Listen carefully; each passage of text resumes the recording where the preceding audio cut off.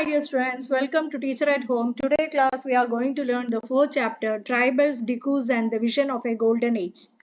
In 1895, a man named Birsa was seen roaming the forests and villages of Chotanagpur in Jharkhand.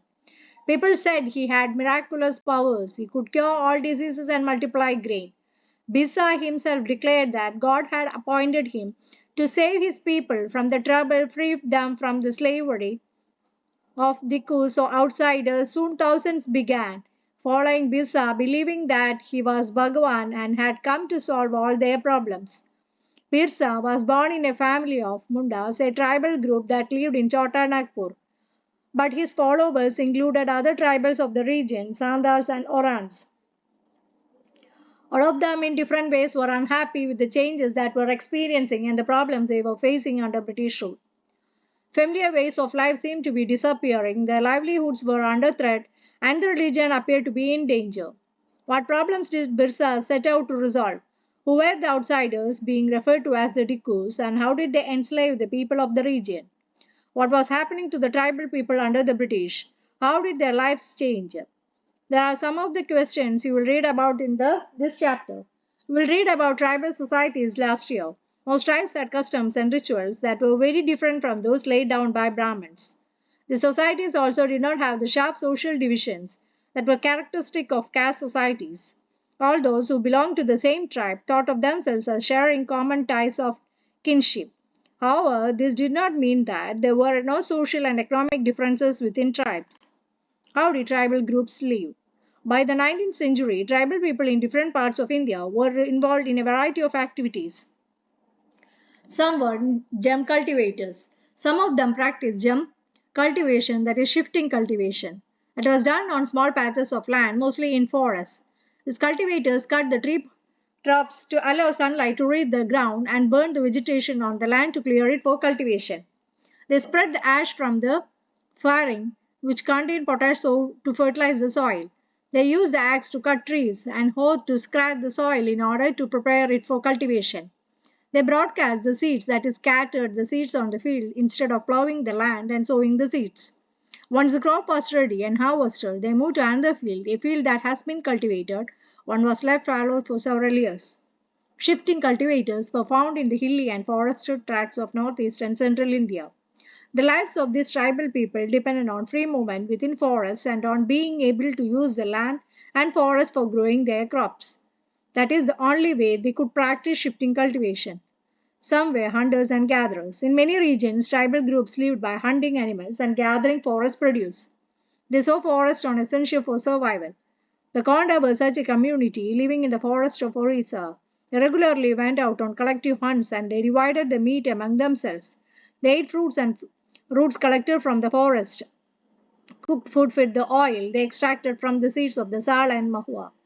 They used many forest shrubs and herbs for medicinal purposes and sold forest produce in the local markets. The local weavers and leather workers turned to the corns when they needed supplies of kusum and palash flowers to color their clothes and leather. From where did these forest people get their supplies of rice and other grains? At times they enchanted goods, getting what they needed in return for their valuable forest produce. At other times they brought goods, the small amount of earnings they had. Some of them did odd jobs in the villages, carrying loads of building roads, while others labored in the fields of peasants and farmers. When supplies of forest produce shrank, tribal people had to increasingly wander around in search of work as laborers. Many of them, like the Baigas of central India, were reluctant to do work for others. The Baigas saw themselves as people of the forest who could only live on the produce of the forest.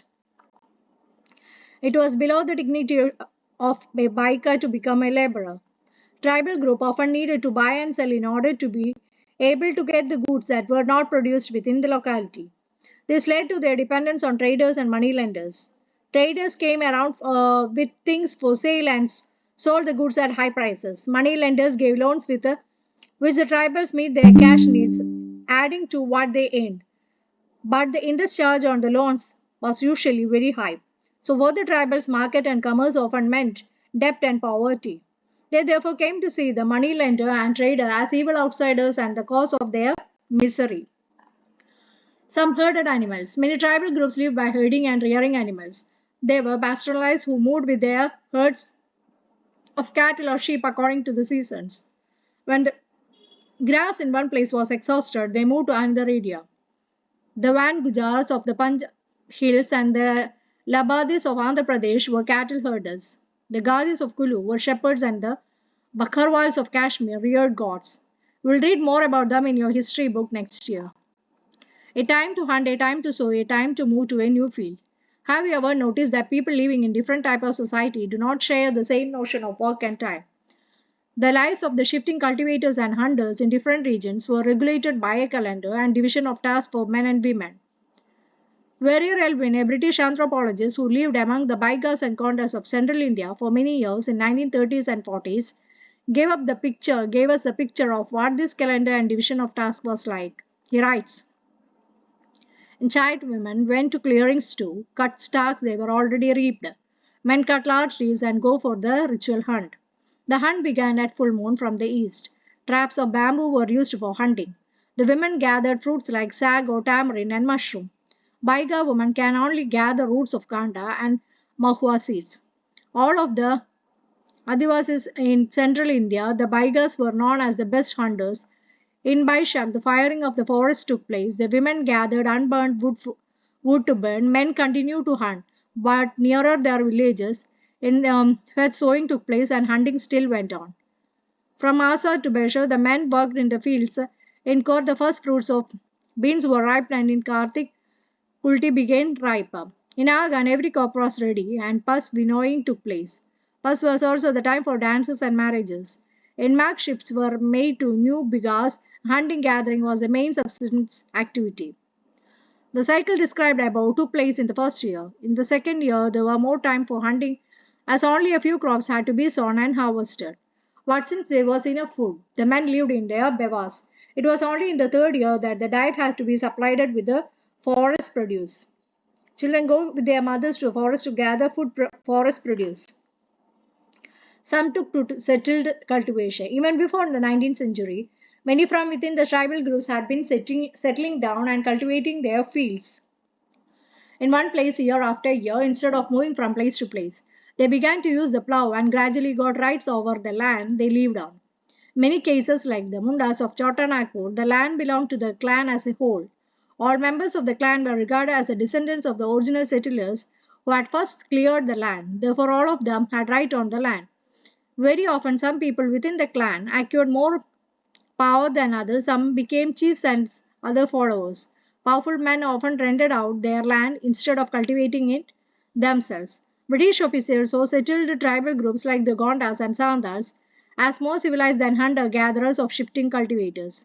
Those who lived in the forest were considered to be wild and savage. They needed to be settled and civilized. How did colonial rule affect tribal lives? The lives of tribal groups changed during British rule. Let us see what the changes were. What happened to the tribal chiefs?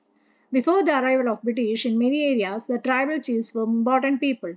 They enjoyed a certain amount of economic power and had the right to administer and control their territories. In some places, they had their own police and decided to the local rules of land and forest management. Under British rule, the functions and powers of the tribal chiefs changed considerably. They were allowed to keep their land titles over a cluster of villages and lend out lands. But they lost much of their administration power and were forced to follow laws made by British officials in India. They also had to pay tribute to the British and discipline. A tribal groups on behalf of the British, they lost the authority they had earlier enjoyed amongst the people and were unable to fulfill their traditional functions. What happened to the shifting cultivators? The British were uncomfortable with groups who moved about and did not have a fixed home. They wanted tribal group to settle down and become peasant cultivators. Settled peasants were easier to control and administrate than people who were always on the move. The British also wanted a regular revenue source for their state. So they introduced land settlements, that is, they measured the land, defined the right to each individual to the land, and fixed the revenue demand of the state. Some peasants were declared landowners, others tenants. As you've seen, the tenants were to pay rent to the landowners, who in turn paid revenue to the state. The British effort to settle Jhum cultivators was not very successful. Settled plough cultivation is not easy in areas where water is scarce and where the soil is dry. In fact, gem cultivators who took to plough cultivation often suffered, since their fields did not produce good yields.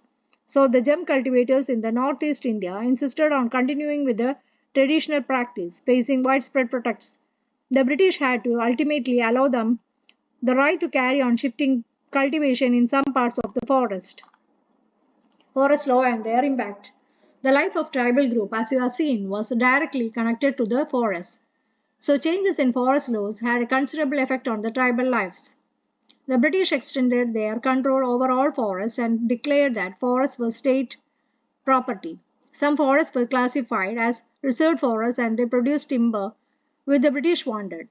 In the forest, people were not allowed to move freely, practice jalan cultivation, collect fruits, or hunt animals. How were jam cultivators to survive in such a situation?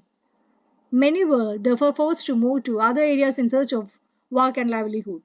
But once the British stopped the tribal people from living inside forests, faced a problem.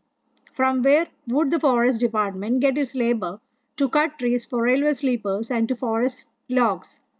Colonial officials came up with a solution. They decided that they would give them cultivators small patches of land in the forest, allow them to cultivate them on the condition that those who lived in the villages would have to provide labor to the forest department and look after the forest. So in many regions, the forest department established the forest villages to ensure a regular supply of cheap labor. In this land of the English, how hard it is to live. In the 1930s, Warrior Elwin visited the land of the Baigas, a tribal group in central India. He wanted to know about their customs and practices, their art and folklore. He recorded many songs that lamented the hard time the Baigas were having under British rule. In this land of the English, how hard it is to live. How hard it is to live. In the villages sits the landlord, in the gate sits the kotwar, in the garden sits the patwari, in the field sits the government. In the land of the English, how hard it is to live. To pay cattle tax, we have to sell cow. To pay forest tax, we have to sell buffalo. To pay land tax, we have to sell bullock. How are we to get our food in this land of the English? Many tribal groups reacted against the colonial forest law. They disobeyed the new rules, continued with practices that were declared illegal, and at times rose in open rebellion. Such was the revolt of the Songram Sangha, 1906 in Assam, and the Forest Satyagraha in the 1930s in the central provinces. The problem with trade. During the 19th century, the tribal groups found that traders and moneylenders were coming into the forest more often wanting to buy forest produce, offering cash loans, asking them to work for wages. It took tribal groups some time to understand the consequence of what was happening. Let us consider the case of the silk growers. In the 18th century, the Indian silk was in demand in European markets. Fine quality of Indian silk was highly valued and exports from India increased rapidly. As the market expanded, East India Company officials tried to encourage silk production to meet the growing demand. Hazaribagh in present-day Jharkhand was an area where the Sandals reared cocoons. The traders dealing in silk rent in the agents who gave loans to the tribal people collected the cocoons. The growers were paid rupees 3 to 4 for 1,000 cocoons. These were then exported to Burdwan or Gaya, where they were sold at 5 times the price. The middleman, so called because arranged deals between the exporters and silk growers made huge profits. The silk growers earned very little. Understandably, many tribal groups saw the market and the traders as their main enemies. In the 1920s, about 50% of the miners in the Jharia and Ranigaj coal mines of Bihar were tribals. Work deep down in the dark and suffocating mines was not only back-breaking and dangerous, it was often literally killing. In the 1920s, over 2,000 workers died every year in the coal mines in India. Search of work. The plight of the tribals who had to go far away from their homes in search of work was even worse. From the late 19th century, tea plantations started coming up and mining became an important factory. Industry. Tribals were recruited in large numbers to work at the tea plantations of Assam and the coal mines of Jharkhand.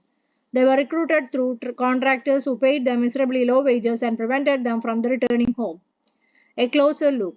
Through the 19th and 20th century, tribal groups in different parts of the country rebelled against the charges in laws, restrictions on the practices, the new taxes they had to pay, and exploitation by traders and moneylenders. The Coles rebelled in 1831-32, Sandhas rose in revolt in 1855, and the Bastar rebellion in central India broke out in 1910 and the Warli revolt in Maharashtra in 1940. The movement of the Birsa led was one such movement. Birsa Munda. Birsa was born in the mid 1870s. The son of a poor father, he grew up around the forests of Bohanda, grazing sheep, playing the flute, and dancing in the local akhara.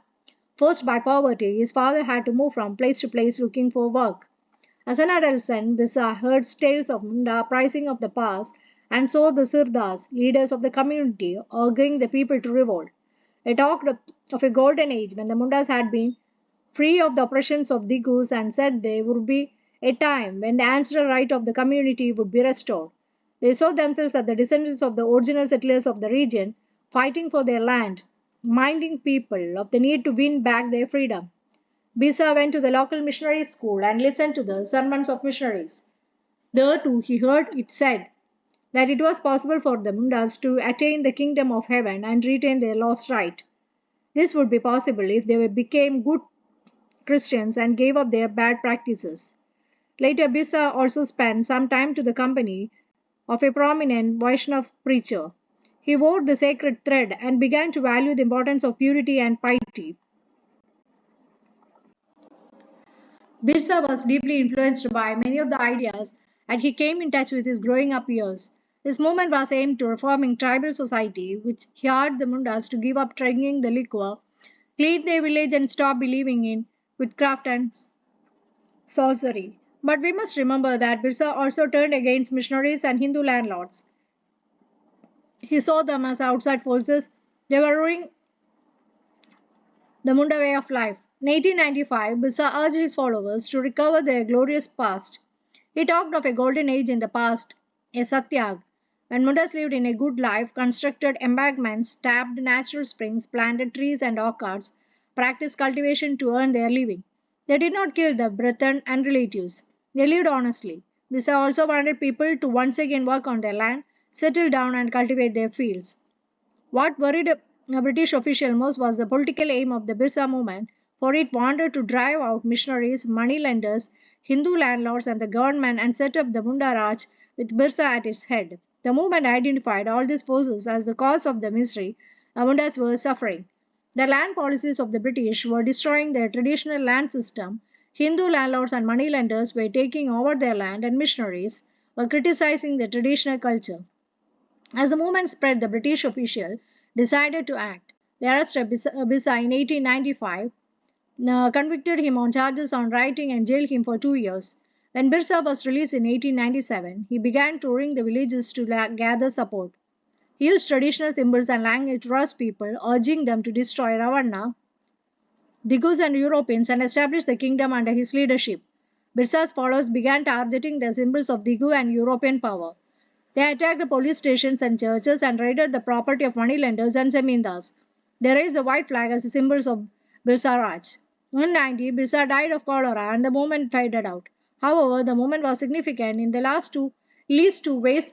First, it forced the colonial government to introduce laws so that the land of the tribals could not be easily taken over by the coast. Second, it showed once again that the tribal people had the capacity to protest against injustice, express their anger against colonial rule.